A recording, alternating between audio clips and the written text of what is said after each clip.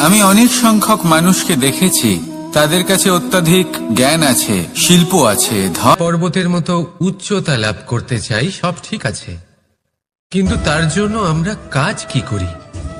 যদি এরকম আমরা হতে চাই, তাহলে সবার আগে সূর্যের মতো নিজেকে উজ্জ্বল করুন। সূর্যের সব থেকে বেশি আলো নিজের অন্তরে থাকে। নদীর মতো নিজের পথ নিজেই তৈরি করুন। পাথরের সাথে ধাক্কা খাওয়ার পরেও থেমে না যাওয়া শিখুন। হিমালয় পর্বতের মতো উচ্চতা লাভ করতে হলে সেটার মতো অটল থাকতে শিখুন। একটা কথা অবশ্যই মনে রাখবেন, নিজেকে জ্বালাবেন, তবেই সংসারকে আলোকিত করতে পারবেন। রাধা রাধা।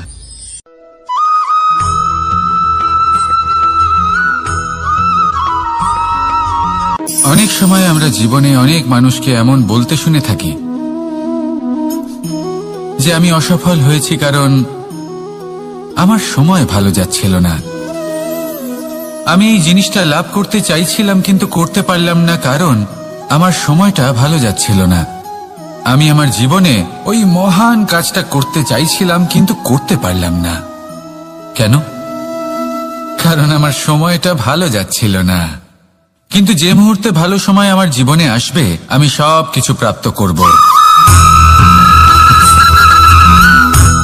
এমন প্রায় প্রত্যেকেই বলেন। আসুন একটা কথা বোঝা যাক। একজন মালিকে দেখুন, সে প্রত্যেক দিন গাছের সেবা করে, তাকে জল দেয়, তার যত্ন আত্তি করে। কেন? প্রত্যেক দিন সেই গাছ ফল দেয় না। সঠিক সময় এলে তবেই সেই গাছ ফল দেয়, কিন্তু প্রত্যেক দিন মালি তার সেবা করে, তাকে যত্ন করে। শুধুমাত্র তখন করে না যখন সেই গাছ ফল দিতে সক্ষম। আর যদি মালি গাছের যত্ন প্রতিদিন না করে, তাহলে হয়তো সেই গাছ ফল দিতেই পারবে না। এটাই হলো আমাদের জন্য একটা শিক্ষা। যখন সময় আমাদের জন্য অপেক্ষা করে না, তখন আপনি সময়ের জন্য কেন অপেক্ষা করছেন? ভালো সময়ের জন্য অপেক্ষা করবেন না। ভালো এবং শুভ কর্ম দ্বারা ভালো সময়কে নিজের কাছে টেনে আনুন। নিরন্তর কর্ম করুন, পরিশ্রম করতে থাকুন। শুভ সময় আপনা থেকেই আপনার কাছে আসবে। আসুন আমার সাথে ভালোবেসে বলুন, রাধা রাধা।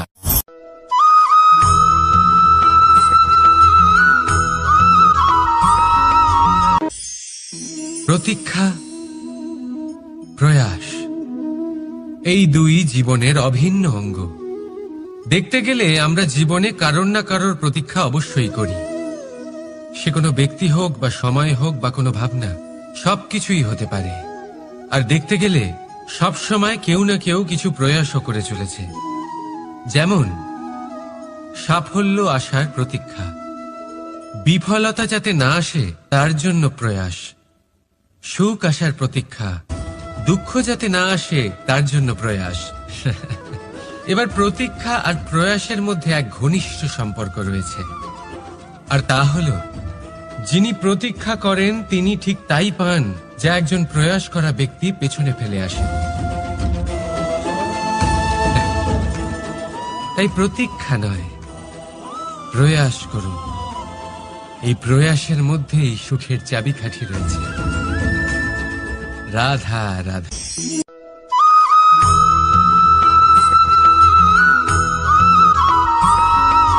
আমাদের জীবনে অনেক ধরনের ব্যক্তি এসে থাকেন।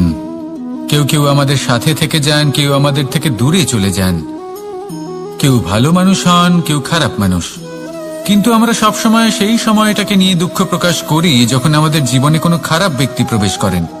তারা আমাদের খারাপ অনুভূতি দেন, দুঃখ দেন, কষ্ট দেন। আমরা সবাই তাকে ভালো মন্দ কথা বলি। কিন্তু কেন? এমন বিভিন্ন ধরনের মানুষ, খারাপ মানুষ, ভালো মানুষ, সবার জীবনেই আসেন এবং সকলকেই একটা অমূল্য শিক্ষা দান করে যান। এবার আপনি নিজেই ভেবে দেখুন, জীবনে যখন প্রথমবার আপনি আগুন স্পর্শ করেছিলেন, তখন আপনি একটা শিক্ষা লাভ করেছিলেন যে আমাকে আগুনের থেকে একটু দূরে থাকতে হবে। তারপর আস্তে আস্তে আপনি শিখলেন যে কিভাবে এই আগুনকে নিয়ন্ত্রণে রাখতে হবে। তারপর আপনি শিখলেন যে কিভাবে নিজের জীবনে তাকে প্রয়োগ করতে হবে। তা সে অন্ধকারে প্রকাশ লাভ করার জন্য হোক বা খাবার বানানোর জন্য। সেইভাবেই কোনো খারাপ ব্যক্তি যখন আপনার জীবনে আসে কোনো শিক্ষা দিয়ে যান, তার প্রতি কৃতজ্ঞ থাকুন। তার বিষয় খারাপ ভাবার বা খারাপ অনুভূতি নিয়ে থাকার কোনো প্রয়োজন নেই। সেই শিক্ষা লাভ করুন, ইতিবাচক মনোভাব নিয়ে জীবনের সামনে এগোতে থাকুন। কেউ নেই যিনি আপনাকে বাধা দিতে পারেন। আসুন আমার সাথে ভালোবেসে বলুন, রাধা রাধা।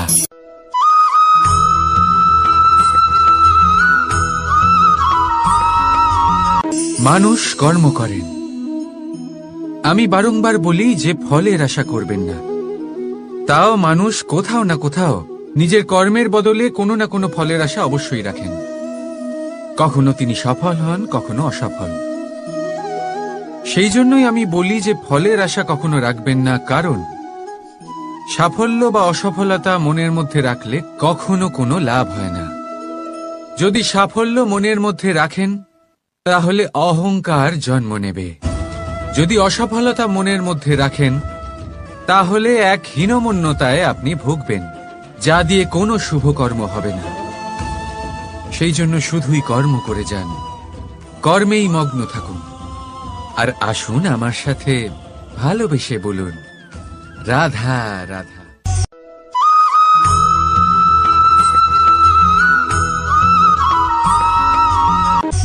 বন্ধু আর শত্রু প্রত্যেকের জীবনের একটা বড় অংশ এর উপরে নির্ভরশীল হয়ে থাকে। আপনার জীবনের সফলতা আর অসফলতাও এর উপরে নির্ভরশীল। কিন্তু এই বন্ধু এবং শত্রুদের খুঁজে পাওয়ার জন্য আপনাদের বাইরে যাওয়ার প্রয়োজন নেই, কারণ এরা স্বয়ং আপনার ভেতরেই আছে। আপনি যদি বিনম্র থাকেন, যদি আপনি নিরন্তর প্রয়াস করতে পারেন, তাহলে আপনার কোনো বন্ধুর প্রয়োজন নেই। যদি আপনার মধ্যে অহংকার থাকে, যদি প্রতি কথায় আপনার মধ্যে ক্রোধ উৎপন্ন হয়, তাহলে আপনার শত্রুর কোনো প্রয়োজনই নেই। নিজের অন্তরের এই বন্ধু ও শত্রুকে চিনুন, আর আমার সাথে ভালোবেসে বলুন, রাধা রাধা।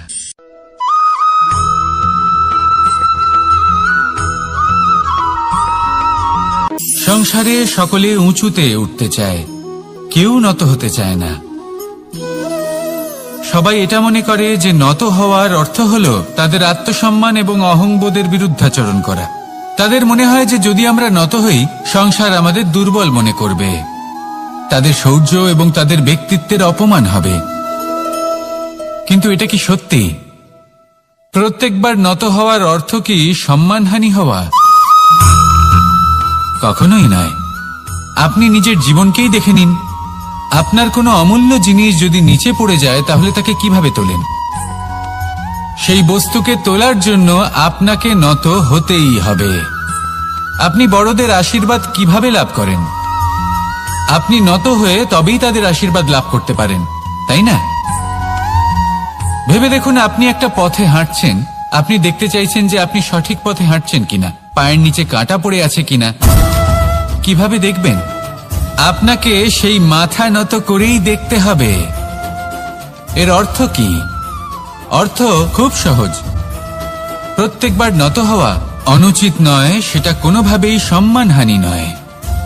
পরিস্থিতি অনুসারে এবং যেখানে প্রয়োজন আপনি নত হতে শিখে গেলে আপনি অনেক কিছুই লাভ করতে পারবেন। জ্ঞান, মান, গুণ, বিশ্বাস। সেই জন্য প্রয়োজন এবং পরিস্থিতি অনুসারে নত হতে শিখুন, এতে অনুচিত কিছুই নেই। আত্মসম্মান থাকা অত্যন্ত প্রয়োজনীয়, কিন্তু তা যেন কখনো অহংকারে পরিণত না হয়। এই বিষয়ে অবশ্যই নজর রাখবেন এবং আমার সাথে ভালোবেসে বলবেন, রাধা রাধা।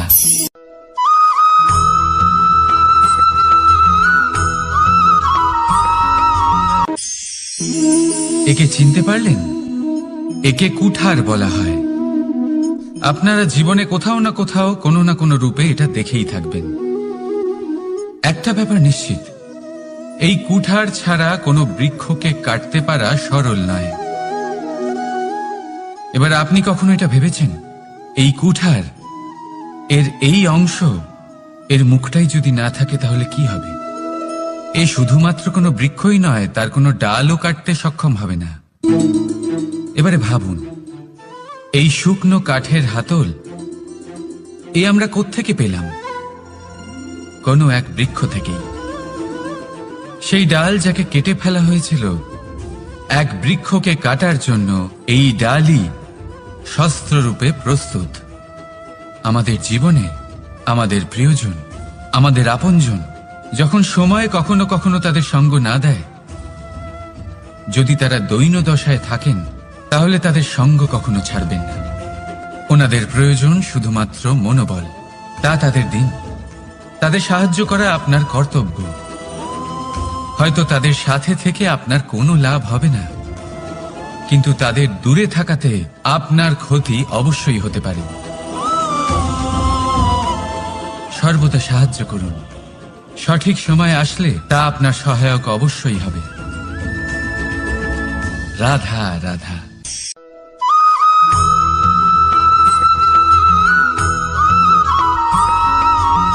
যোগাসন। এই আগুনের জন্য যে শক্তির প্রয়োজন হয় তা আসে এই তেল থেকে। যদি এই তেল সমাপ্ত হয়ে যায় তাহলে এই প্রকাশ তাও সমাপ্ত হয়ে যায়। আর আমাদের জীবনে এই তেল হলো আমাদের কর্ম, আর এই আগুন আর এর দ্বারা উৎপন্ন হওয়া প্রকাশ আমাদের ভাগ্য। যত আমাদের কর্ম ক্ষীণ হতে থাকবে, আমাদের ভাগ্য সৌভাগ্য কোথাও না কোথাও লুপ্ত হয়ে যাবে।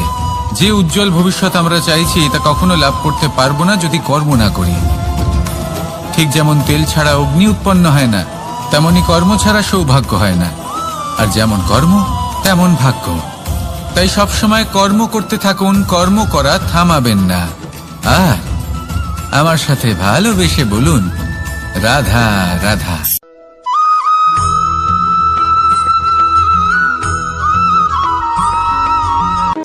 কোন ব্যক্তির ব্যক্তিত্ব কিভাবে তৈরি হয়? আপনার কি মনে হয় যে ব্যক্তি জন্ম থেকে তার স্বভাব নিয়ে জন্মায়, নাকি আপনার মনে হয় যে এই প্রকৃতি ব্যক্তির জন্য তার নিয়তি রচনা করে? না, এরকম একেবারেই হয় না। আমি আপনাকে বোঝাচ্ছি। যখনই বৃষ্টি পড়ে কোনো বিন্দুর দিকে দেখবেন। এবার এই বিন্দু যেখানে পড়ছে তার উপরে নির্ভর করছে তারপর কি হবে।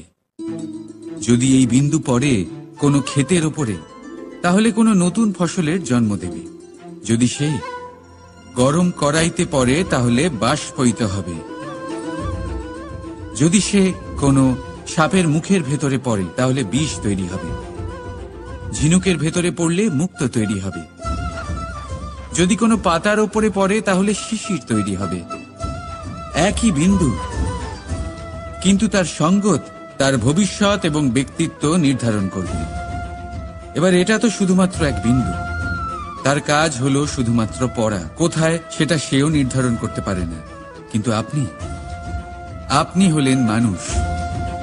আপনি বাছাই করতে পারবেন যে আপনার সঙ্গী কারা হবে, কাদের সাথে আপনি মেলামেশা করে বড় হবেন। তাই তা ভালোভাবে করুন, কারণ এই নির্বাচন আপনার হাতে। কারণ এই জীবন আপনার, ভবিষ্যৎ আপনার। এবার আপনি মহান হতে চান কি না তার নির্ণয় আপনাকেই করতে হবে। আসুন আমার সাথে ভালোবেসে বলুন, রাধা রাধা।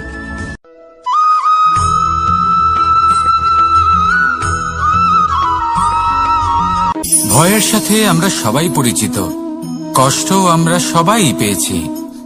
কখনো কখনো আমরা অসুস্থ হয়ে পড়ি, আর এমন সময় হলে মাতার মমতা, কখনো বাবার স্নেহ, কখনো বন্ধুদের পাশে থাকার অনুভূতি আমাদের রোগ নিরাময়ে সাহায্য করে।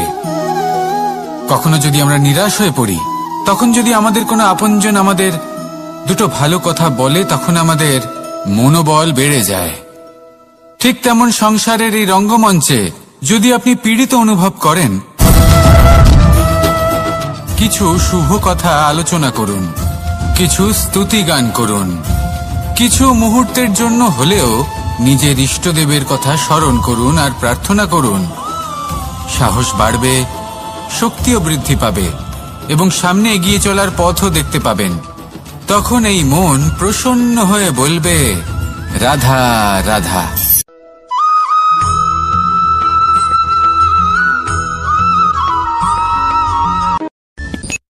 সূর্যের তাপ এতটাই প্রখর হয়, তা সমস্ত বনস্পতিকে শুষ্ক করে দেয়। পুকুর হোক, নদী হোক, সরোবর হোক, সমস্ত শুষ্ক হয়ে যায়। কিন্তু আপনি কখনো শুনেছেন সূর্যের তাপে সমুদ্র শুকিয়ে গেছে? এমন কখনোই হয় না। আর এর পিছনেই লুকিয়ে রয়েছে এক অমূল্য জীবনের শিক্ষা। সমুদ্রের মতো নিজেকে ধৈর্যশীল করে তুললে, নিজেকে সংযমী করে তুললে, সূর্যের তাপ আপনার কোনো ক্ষতি করতে পারবে না। আপনার অন্তর থেকে সেই তাপ বাষ্পায়িত হয়ে মেঘ তৈরি হয়ে সূর্যকে ঢেকে দেবে, আর তারপর হবে শুধু সাফল্যের বৃষ্টি। তাহলে আসুন আর আমার সাথে ধৈর্যের সাথে বলুন, রাধা রাধা।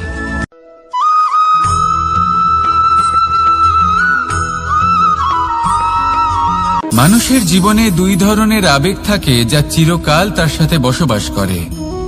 প্রথম, স্বপ্ন। দ্বিতীয়, অজুহাত। মানুষ হাজার হাজার স্বপ্ন দেখতে পারে। আমাকে এই কাজ করতে হবে, আমাকে ওখানে ঘুরতে যেতে হবে, আমার জীবনে এই অসম্ভব কাজ বাস্তবায়িত করে দেখাতে হবে, আদি ইত্যাদি। এবার ঠিক যেমন স্বপ্ন দেখেন, সেইভাবে অজুহাতও খুঁজে নিয়ে আসেন। আমি এই স্বপ্ন পূরণ করতে পারলাম না, কারণ আমাকে কেউ সাহায্যই করল না, কারণ আমি দুর্বল হয়ে পড়েছিলাম, কারণ আমার কাছে সময়ই ছিল না, আদি ইত্যাদি। এবার সাফল্য এবং অসফলতার মাঝখানে এই ধরনের সংঘর্ষ হতে থাকে। সাফল্য তখন লাভ করা সম্ভব যখন আপনার স্বপ্ন আপনার অজুহাতের থেকে অনেক বড় হয়, আর অসফলতা তখন পাবেন যখন আপনার অজুহাত আপনার স্বপ্নের থেকে অনেক বড় হয়। আপনি যদি সাফল্য লাভ করতে চান, তাহলে চেষ্টা করতে থাকুন, পরিশ্রম করুন। যদি অসফল হন, তাহলে ভয়ভীত হওয়ার কোনো প্রয়োজন নেই। নিজের ভুল বুঝুন, তাকে শুধরে নিন, আবার চেষ্টা করুন। কিন্তু যদি নিজের জীবনে অজুহাত নিয়ে আসেন, তখন স্বপ্ন কখনো পূরণ হবে না। আসুন আমার সাথে ভালোবেসে বলুন, রাধা রাধা।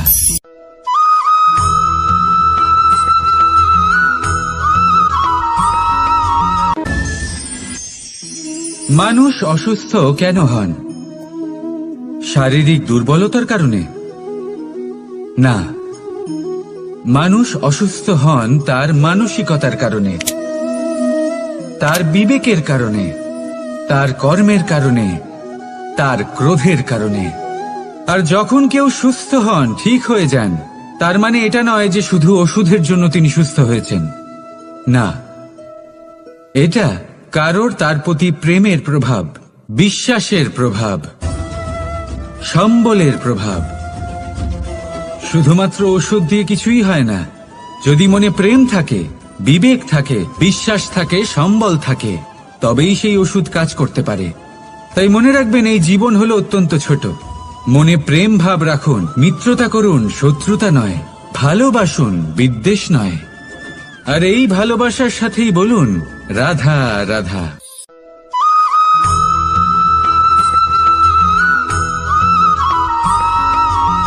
জীবন কিসের উপর নির্ভরশীল? ধনের ওপর, বৈভবের ওপর, নিঃশ্বাসের ওপর? না, এই জীবন নির্ভরশীল বিশ্বাসের ওপর। বিশ্বাস নিজের ওপর, বিশ্বাস আমাদের আপনজনের ওপর। কিন্তু যখন এই বিশ্বাস ভেঙে যায়, তখন মানুষের মনও ভেঙে যায়, আর তারপর সে অন্য কিছু করতেই পারে না। তখন কি করা যেতে পারে? 3টে কাজ আছে যা আপনি করতে পারেন। প্রথম, ভালোবাসা। যাকে আপনি ভালোবাসেন, যারা আপনাকে ভালোবাসে, ভুল যারই হোক না কেন, তার কাছে ক্ষমা চাইতে কখনোই সংকোচ বোধ করবেন না। দ্বিতীয় হলো বিশ্বাস। যারা আপনাকে ভালোবাসেন, আপনাকে বিশ্বাস করেন, তাদের বিশ্বাস কখনো ভাঙবেন না। তৃতীয় হলো আশা। যারা আপনাকে ভালোবাসেন, আপনাকে বিশ্বাস করেন, তাদের আশা আপনার সাথে জড়িত। তাদের থেকে কখনো কিচ্ছু লুকোবেন না। এই 3টে কাজ করুন, আর এই জীবন সুপ্রসন্ন হয়ে বলবে, রাধা রাধা।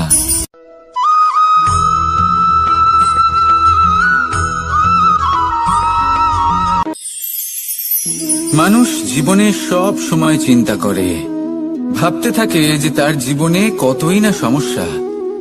তারপরে নিজের আশেপাশে দেখে আর ভাবে যে সবাই কত প্রসন্ন, শুধু আমার জীবনেই সমস্যা আছে। কিন্তু বিষয়টা তা নয়। শুধু প্রত্যেক ব্যক্তিরই নয়, প্রত্যেক প্রাণীরও জীবনে সমস্যা আছে। এবার মানুষ একটা পাখিকে দেখে এটাই ভাবে যে এদের জীবন কতটা সহজ। কোনো দেশেরই সীমারেখা এদের ওপর লাগু হয় না। কোথায় থাকবে সেই নিয়েও কোনো ভাবনা নেই। কত শান্তির জীবন এদের। তারপর সে একটা পিঁপড়েকে দেখে আর এটা ভাবে কি অসাধারণ, এদের তো সারা জীবনই মাটির উপরেই অতিবাহিত হয়, খাবারটাও মাটিতেই পেয়ে যায়। কি শান্তির জীবন এদের। কিন্তু যখন কোনো ঝড় আসে তখন সবার আগে সেই পাখির বাসাটাই ঝড়ে ভেঙে যায়। এই পাখি যে শাখাতেই গিয়ে বসে পড়ুক, তাদের উপর সবসময় সংকট থাকে যে ওপর থেকে কোনো বড় পাখি এসে তাদের উপর প্রহার না করে, তারা নিজেদের প্রাণ না হারায়। আর যদি কথা বলি পিঁপড়েকে নিয়ে, এদের উপর সবসময় সংকট থাকে যে কোনোভাবে বাতাস বা জল এদের ভাসিয়ে না নিয়ে যায়, কোনো প্রাণী ওকে পা দিয়ে পিষে না দেয়, এই পিঁপড়ে পিষ্ট হয়ে না মারা যায়। দেখুন, সমস্যা প্রত্যেকের জীবনে রয়েছে আর এই সমস্যা আসতেই থাকবে। এর অর্থ এটা নয় যে এই সমস্যার সম্মুখীন হওয়া যায় না, এর সমাধানও সম্ভব নয়। প্রত্যেক সমস্যার সমাধান অবশ্যই আছে, শুধু শান্ত মনে সেটা খুঁজে বের করতে হবে। তাহলে সেটাই করুন, প্রত্যেক সমস্যার সমাধান করতে থাকুন। যত সমাধান করবেন জীবন আনন্দময় হয়ে উঠবে। যদি সমাধান না করেন তাহলে আজীবন দুঃখই পেতে থাকবেন। আসুন আমার সাথে ভালোবেসে বলুন, রাধা রাধা।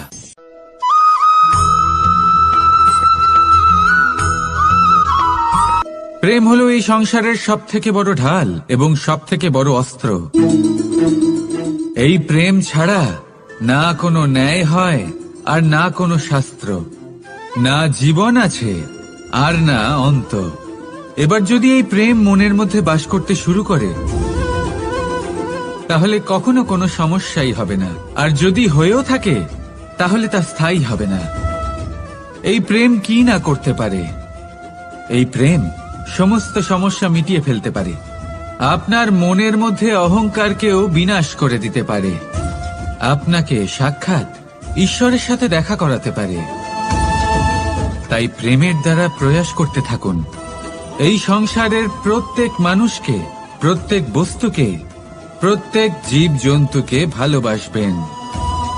আর এই প্রেমের দ্বারাই বলুন, রাধা রাধা।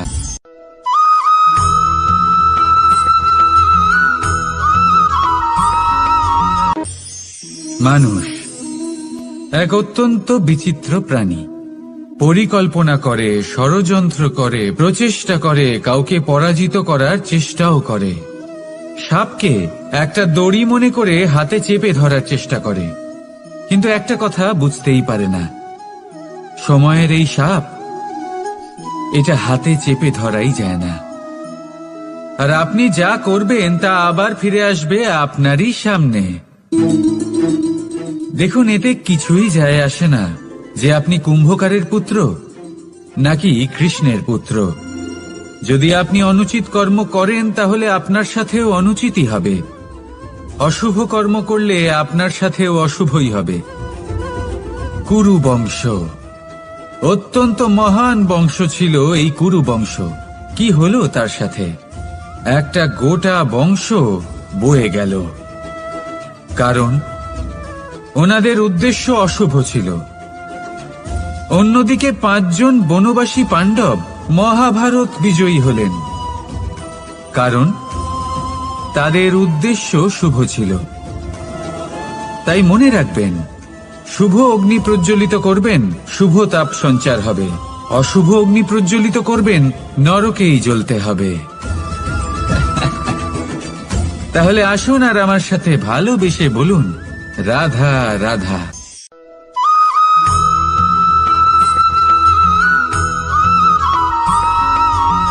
প্রেম এই সংসারে এসেছিল এই সংসারকে প্রেমের শিক্ষা দেওয়ার জন্য।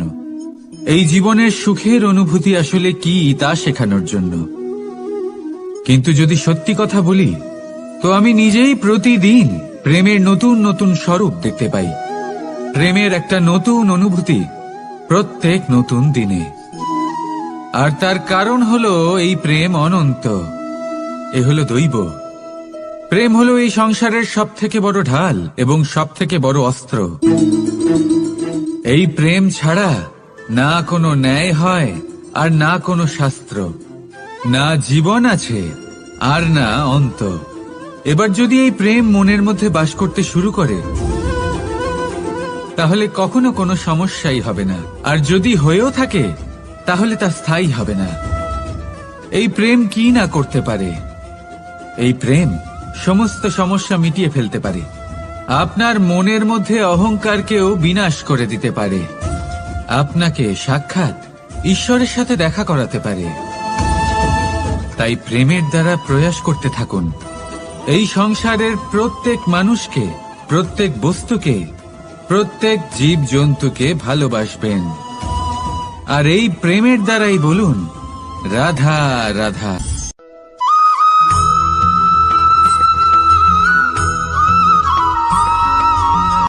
জীবনে এমন কিছু কাজ রয়েছে যা আপনাকে একাই করতে হয়, আর এমন কিছু কাজ রয়েছে যা আপনাকে একসাথে মিলে করতে হয়, একজোট হয়ে, সঙ্গবদ্ধ হয়ে। এবার সঙ্গবদ্ধ বলতে কি বোঝাতে চাইছি? আমি তাদের কথা বলছি না যারা বাস্তবিকভাবে একে অপরের সাথে কাজ করেন। আমি তাদের কথা বলছি যারা একে অপরের থেকে দূরে থেকেও একে অপরকে বিশ্বাস করেন। আমি আগেও বলেছিলাম, সমস্ত বিশ্বের আশা বিশ্বাসেই বসবাস করে, তাই না? তাই যেখানে সমস্ত বিশ্ব আছে, সমস্ত সংসার আছে, সেইখানেই বিশ্বাস রয়েছে।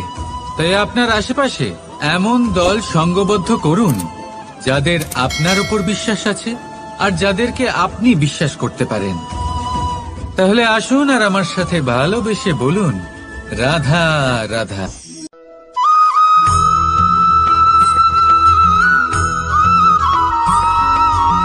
আমরা যে মানুষকে চাই, যাকে আমরা ভালোবাসি, তাকে একটা উপহার অবশ্যই দিতে চাই।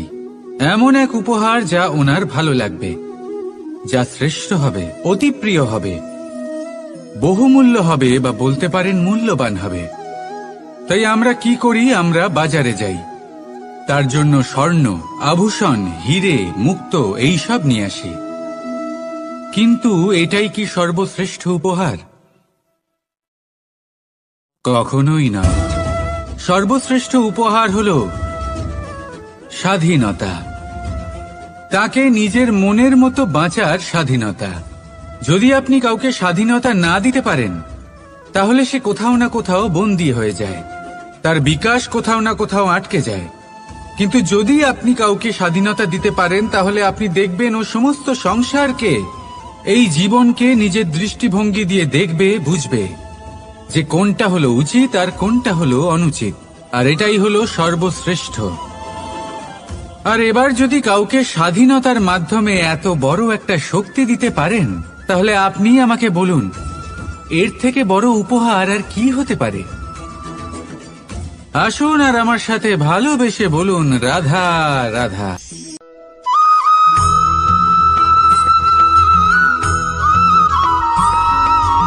পিতা আর পুত্রের সম্পর্ক অত্যন্ত মধুর হয়ে থাকে।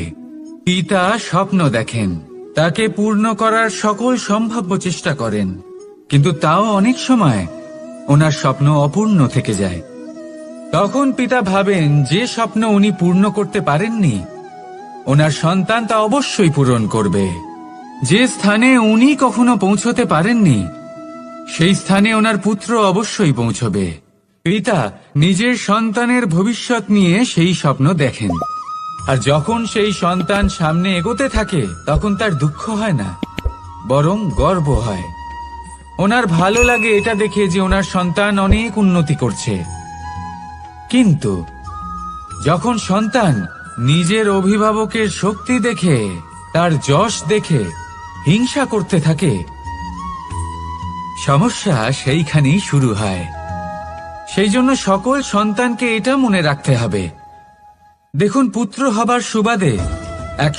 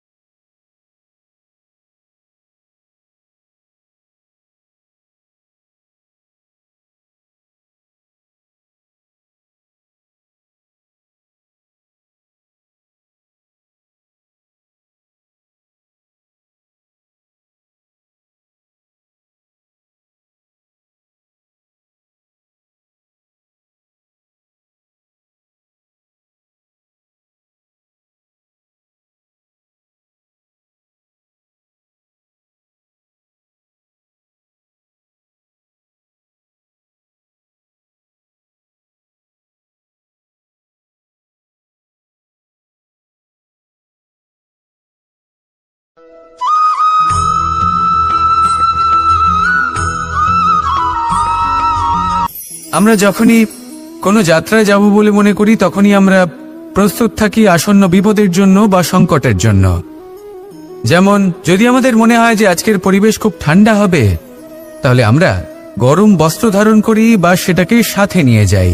যদি মনে হয় যে বৃষ্টি হতে পারে বা বৃষ্টি হয়ে চলেছে আমরা দেখছি, তাহলে আমরা একটা ছাতা সাথে নিয়ে নিই। আমরা প্রস্তুত থাকতে চাই এবং এটাই উচিত, এবং সেই কারণেই আমরা যাত্রায় সাফল্য লাভ করি। কিন্তু যদি আমরা কথা বলি জীবনযাত্রা নিয়ে, যা কিনা সব থেকে বেশি গুরুত্বপূর্ণ, তাহলে তার জন্য আমরা পূর্ণরূপে প্রস্তুত থাকি না।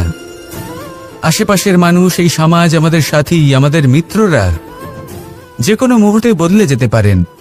সেই জন্য আমরা নিজেদেরকে কখনো সাবধান করি না, কখনোই নিজেদের প্রস্তুত করি না। আমাদের এটা কখনোই মনে হয় না যে এরকম হতে পারে, আর সেই কারণেই শেষে গিয়ে আমরা অত্যন্ত দুঃখ পাই। একটা অমূল্য শিক্ষা আছে যেটা আমাদের লাভ করা উচিত। সতর্ক থাকা উচিত। এই জীবনযাত্রার জন্য শুধুমাত্র এই পরিবেশের বিষয়ে তথ্য সংগ্রহ করা বা তাকে অনুমান করা এটুকু হলেই চলবে না। আমাদের আশেপাশের মানুষজনকে দেখতে হবে, তাদের স্বভাব পরিস্থিতির ওপর নজর রাখতে হবে। যখন তারা রং পাল্টাচ্ছেন নজর রাখতে হবে, তা অত্যন্ত আবশ্যক। পরিবর্তন আপনার জীবনে অবশ্যম্ভাবী। সঠিকভাবে তার সম্মুখীন হন। আসুন আমার সাথে ভালোবেসে বলুন, রাধা রাধা।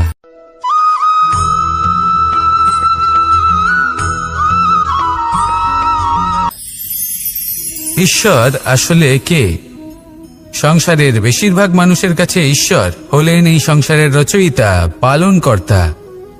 কারোর কাছে উনি জ্ঞাতা, কারোর কাছে উনি হলেন আস্থার প্রতীক, আবার কারোর জন্য শুধুমাত্র অন্ধবিশ্বাস। কিন্তু এই ঈশ্বর কি কোনো শরীর, নাকি একটা বোধ, নাকি শুধুই শ্রদ্ধা? ঈশ্বর হলেন তিনি যিনি হলেন আপনার ইষ্ট। সেই জন্যই তো গুরু, মাতা, পিতা এনাদেরও ঈশ্বরই বলা হয়েছে। যাদেরকে আমরা ঈশ্বর বলে মনে করি, যারা আমাদের ইষ্ট, তারা আমাদের একটি পথ দেখান, একটি দিকে চালিত করেন। সেই পথে চলে আপনি শুভ কর্ম করতে পারেন। আর যখন কোনো ব্যক্তি তার ঈশ্বরের আদেশ পালন করেন, তখন সে নিজে থেকেই শুভ পথে অগ্রসর হয়ে যান। বেশ কয়েকজন মানুষ ঈশ্বরের ওপর আস্থা রাখেন এবং ভাবেন যে অনুচিত কোনো কাজ করা উচিত নয়, ঈশ্বর দেখছেন। ওনারা ভয় পান যে কোনো অনুচিত কর্ম করলে কে জানে তার পরিণাম কি হবে। এমন অনেক ব্যক্তি রয়েছেন যারা ঈশ্বরকে বিশ্বাস করেন এবং জানেন যে ঈশ্বর তাদেরকে দেখছেন, তাই যে যে শুভ কর্ম ওনারা করেছেন তার ফল তারা অবশ্যই পাবেন। এবার আপনি ভয় পেয়ে ঈশ্বরকে বিশ্বাস করবেন নাকি বিশ্বাসের দ্বারা ঈশ্বরকে বিশ্বাস করবেন, সেই সিদ্ধান্ত আপনারই। কিন্তু হ্যাঁ, যদি আপনার মনে ঈশ্বরের জন্য কোনো স্থান থাকে, যদি আপনার কোনো ইষ্ট থাকেন, যদি আপনি কাউকে ঈশ্বর মনে করেন, যার প্রত্যেক আদেশ আপনি পালন করে থাকেন, তাহলে বলি ঈশ্বর কখনো আপনাকে অনুচিত পথে চালিত করবেন না। আসুন আমার সাথে ভালোবেসে বলুন, রাধা রাধা।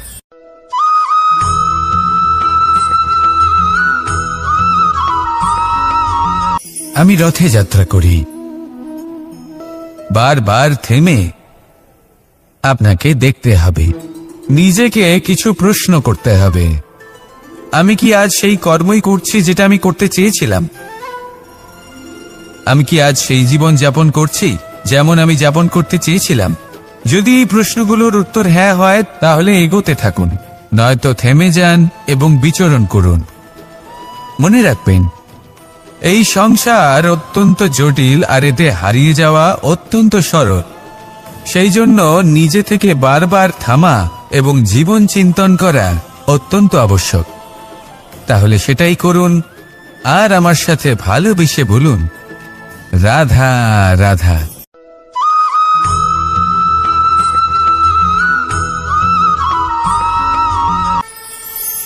কথায় আছে যে স্বপ্ন এবং লক্ষ্য হলো একটি মুদ্রারই দুটি দিক। যতক্ষণ না স্বপ্ন দেখছেন, ততক্ষণ বুঝবেন কি করে আপনার লক্ষ্য কি? স্বপ্ন দেখে যদি নিজের লক্ষ্য বুঝতে পারেন, সেটা পেতে চান, তবেই সেটা লাভ করতে পারবেন।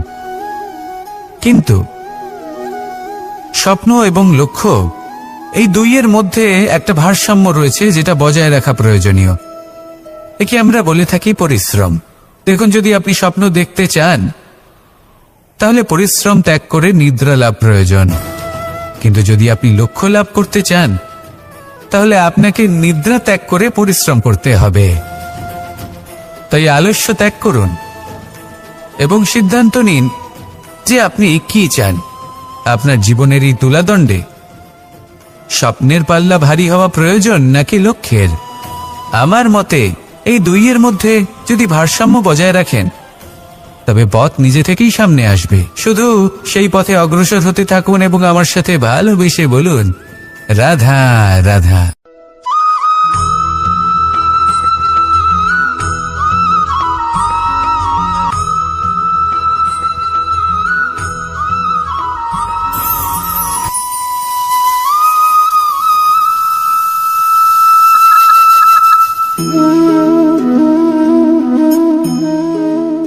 মোহনের বাঁশির এই সুর, এই সঙ্গীত কার না পছন্দ হয়? সবারই খুব ভালো লাগে। এবার এই সুর আসে কোথা থেকে? কেউ বলবেন কৃষ্ণের হৃদয় থেকে। সত্য কথা, এই সুর হৃদয় থেকে নির্গত হয় এবং প্রকট হয় এই বাঁশি থেকে।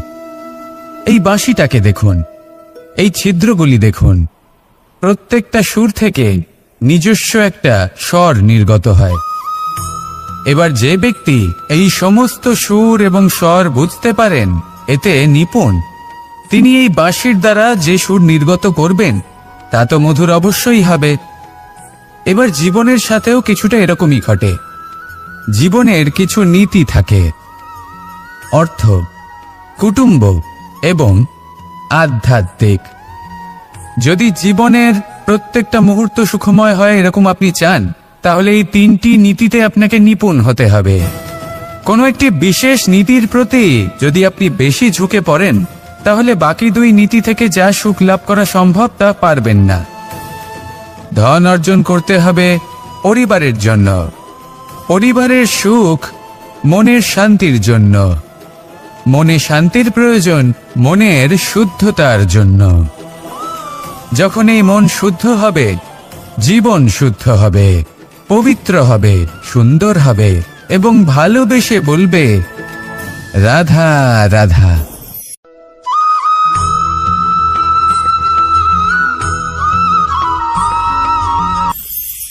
আপনারা সবাই একটা গাছের পাতাকে দেখুন। যতক্ষণ পর্যন্ত ও গাছের সাথে মানে গাছের ডালের সাথে জুড়ে থাকে সে সবুজ থাকে, বাতাসের সাথে সে নড়তে থাকে। যতক্ষণ পর্যন্ত ও সূর্য থেকে পাওয়া রশ্মির শক্তি গাছে পৌঁছে দেয় ততক্ষণ ও ডালের সাথে যুক্ত থাকে। কিন্তু যখন সেই পাতা শুকিয়ে যায় তখন তার কোনো গুরুত্ব থাকে না। সেই পাতা গাছের ডালে এবং বৃক্ষের কাছে বোঝা হয়ে থেকে যায়। এবং এমন এক সময় আসে যখন সেই ডালটি শুকনো সেই পাতাকে পরিত্যাগ করে।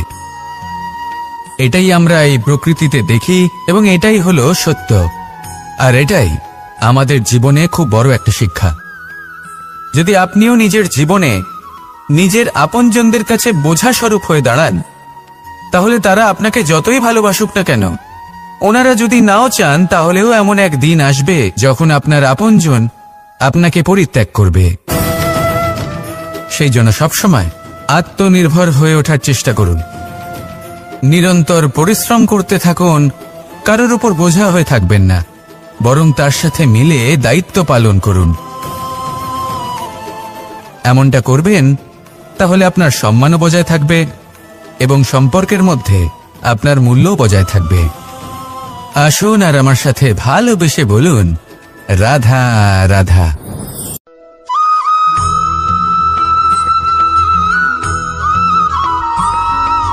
এই শুকনো পাতাটিকে দেখুন, নিষ্প্রাণ হয়ে পড়েছে। কোনো একটা সময় এই পাতাটি একটা গাছের ডালে ছিল। সেই গাছ ওর লালন পালন করত। যখন যখন বাতাস বইত এই পাতায় কম্পন দেখা দিত, মনকে প্রফুল্ল করে তুলত। কোনো একদিন এই পাতা গাছের ডাল থেকে ঝরে পড়ে গেল। নিঃসন্দেহে ও নিজের স্বাধীনতা পেল, কিন্তু আস্তে আস্তে শুকিয়ে গেল, নিষ্প্রাণ হয়ে গেল। দেখুন, আমি এই কথা বলছি না যে স্বাধীনতা অনুচিত, কখনোই না।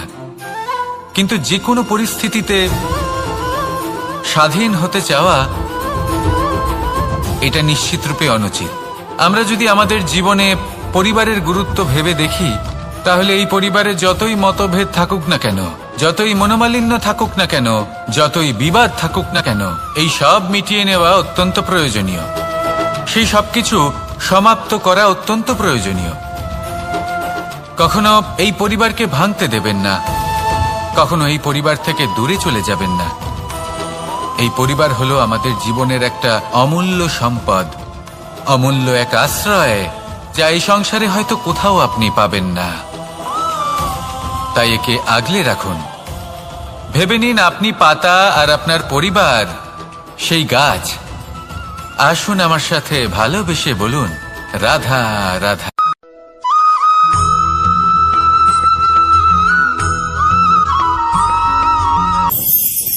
প্রেম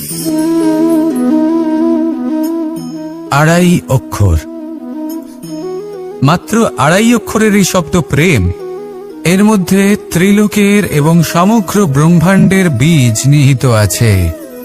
এমন কি আছে যা এই প্রেম করতে পারে না? যেখানে শক্তি এবং বিদ্যা প্রয়োগ করে আপনি কিছুই করতে পারবেন না, সেটাও প্রেম দ্বারা অর্জন করা সম্ভব। প্রেম চাইলে পাথরেও ফুল ফোটাতে পারে। প্রেম চাইলে ন্যাড়া পাহাড়ের বুক চিরে নদীপথ তৈরি করতে পারে। চাইলে নিরক্ষর ব্যক্তিকে সংসারের শ্রেষ্ঠ জ্ঞানী করে তুলতে পারে। শুধুমাত্র এই প্রেমের জন্য সবার দুষ্ট কানাই ঘনশ্যাম হয়ে উঠেছিল। শুধুমাত্র এই প্রেমের টানেই ত্রিলোকের স্বামী দ্বারকাধীশ নির্ধন সুদামার পদসেবাও করেছিলেন। এই প্রেম হলো সংসারের সবথেকে বড় শক্তি। এই সংসারের আধার হলো প্রেম। এমন কিচ্ছু নেই যা এই প্রেমের পক্ষে সম্ভব নয়। যেখানে বিদ্যা এবং শক্তি সাহায্য করতে পারে না, সেখানে এই প্রেম আপনাকে জয়ী করে দিতে পারে। তাহলে আসুন আর আমার সাথে ভালোবেসে বলুন, রাধা রাধা।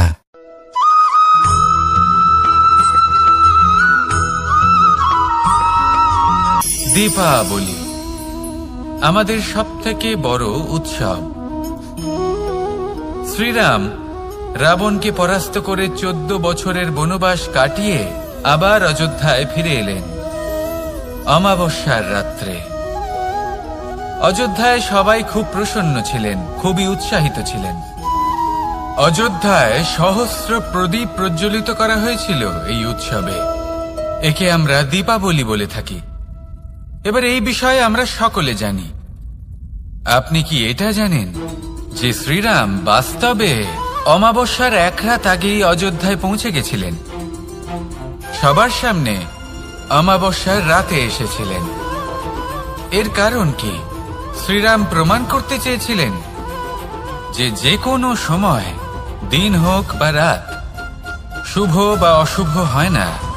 শুভ অশুভ কিছু থাকলে তা হলো মানুষের চিন্তা, তার ভাবনা, তার নির্বাচন আর তার কর্ম। নিজেই দেখে নিন, শ্রীরাম শুভ কাজ করে ফিরেছিলেন এবং অমাবস্যার মতো গভীর এক রাত্রিকেও দীপাবলিতে পরিবর্তিত করেছিলেন। এমনটাই যদি আমরা করতে পারি, তাহলে এমন কোন গৃহে যান যেখানে অসহায় ব্যক্তি রয়েছেন, যা অন্ধকারাচ্ছন্ন, আর সেখানে প্রকাশ প্রজ্বলিত করুন। প্রকাশ সহায়তার, প্রেরণার, আশার। যদি এমন কিছু আমরা করতে পারি, তাহলে তাকে প্রকৃত অর্থে দীপাবলি বলা যেতে পারে। তাহলে নিজের পরিবারের সাথে দীপাবলি পালন করুন। আপনাদের শুভেচ্ছা জানাই। আসুন আর আমার সাথে ভালোবেসে বলুন, রাধা রাধা।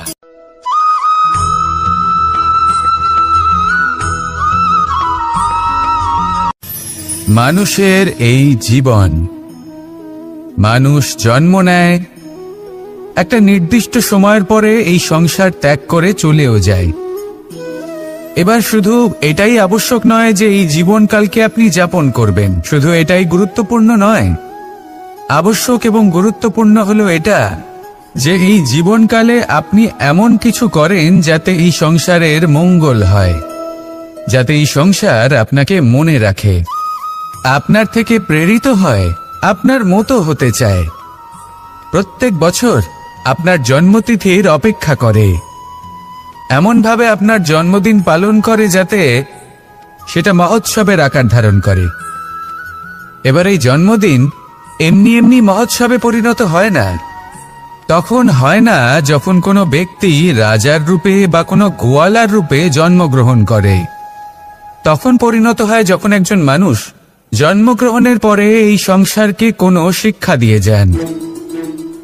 কিভাবে একজন মানুষ গোয়ালা থেকে রাজা হতে পারে, কিভাবে একজন মানুষ অসত্য থেকে সত্যের পথে চলতে শুরু করেন, অধর্ম থেকে ধর্মের পথে চালিত হতে পারেন, কিভাবে অন্ধকার থেকে প্রকাশের দিকে যেতে পারেন, কিভাবে নিজের আত্মাকে পরমাত্মার সাথে মিলিত করতে পারেন। তা সে রামনবমী হোক বা জন্মাষ্টমী হোক, তাদের জীবনের সাথে জড়িত প্রত্যেক মুহূর্ত একটা পরবের আকার ধারণ করে। তাহলে আপনিও এইভাবে নিজের জীবন যাপন করতে থাকুন। এই সংসারে শুধু ভালোবাসা বিতরণ করুন, কিছুটা এমন ভাবে বিতরণ করুন যাতে আপনি এই সংসার থেকে চলে যাওয়ার পরেও এই সংসারে আপনি শুধুই ভালোবাসা বিতরণ করতে পারেন। যদি আপনি এরকম করেন, সংসারকে প্রেরণা দেন, তাহলে আপনার জীবনও রাধা কৃষ্ণের প্রেমের মতোই অলৌকিক এবং দৈব হয়ে উঠবে। আসুন আর আমার সাথে ভালোবেসে বলুন, রাধা রাধা।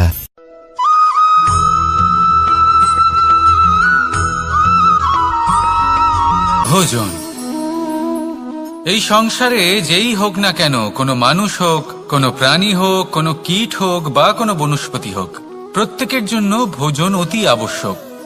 কারণ ভোজন থেকেই শক্তি পাওয়া যায়, আর সেই শক্তি দিয়েই সংসারের, আমাদের জীবনের সমস্ত কার্য করা যায়। এবার এমন এক ধরনের শক্তি হয় যা শীতের ঋতুতে সূর্য থেকে আমরা পেয়ে থাকি, আর আরেক ধরনের উত্তাপ হয় যা দিয়ে ভোজন রান্না করা হয়, সুস্বাদু নানান ধরনের ভোজন। এবার অত্যন্ত গুরুত্বপূর্ণ হলো যে ব্যক্তি সেই ভোজন বানাচ্ছেন তার মানসিক পরিস্থিতি এবং সেই ব্যক্তি যিনি ভোজন গ্রহণ করছেন তার মানসিক অবস্থা। যখনই আপনি ভোজন বানাচ্ছেন তখন ভালোবাসার সাথে কাজটা করুন, ধন্যাত্মক ভাব নিয়ে, সৎ ভাবনার সাথে, কারণ আপনার এই মানসিক স্থিতি শক্তির আকারে সেই খাদ্যের সাথে মিলেমিশে যায়। আর যখনই আপনি ভোজন গ্রহণ করছেন তখন সদ্ভাবনার সাথে, প্রসন্নতার সাথে গ্রহণ করুন, ধন্যাত্মক ভাব নিয়ে। যদি আপনি প্রসন্নতার সাথে রান্না করেন, প্রসন্নতার সাথে খাদ্য গ্রহণ করেন, তাহলে আপনি প্রসন্নই থাকবেন, আর মন সুপ্রসন্ন হয়েই বলবে রাধা রাধা।